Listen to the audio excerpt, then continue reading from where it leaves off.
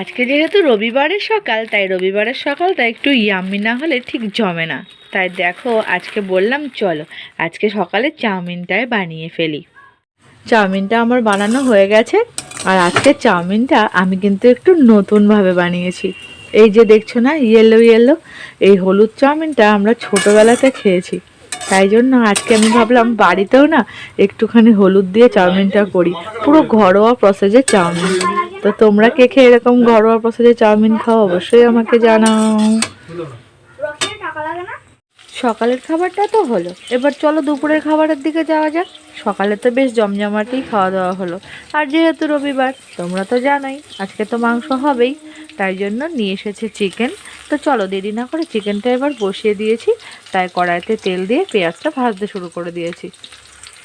মাংসটাও এদিকে আমি ভালো করে ধুয়ে রেখে দিয়েছি রেডি করে। আর এদিকে টমেটোটাও কেটে রেখেছি, আলুগুলোও ভেজে রেখেছি।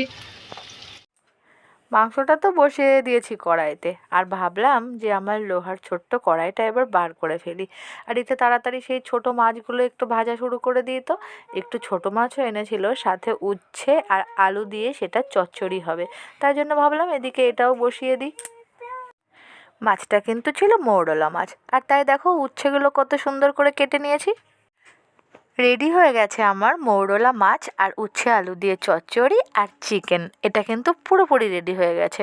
তোমরা দেখতেই পাচ্ছ এটাকে এখন আমি উঠিয়ে রাখছি রাতের জন্য আর দুপুরের জন্য। আর চচ্চড়িটা কিন্তু খেতে জাস্ট অসাধারণ লাগে।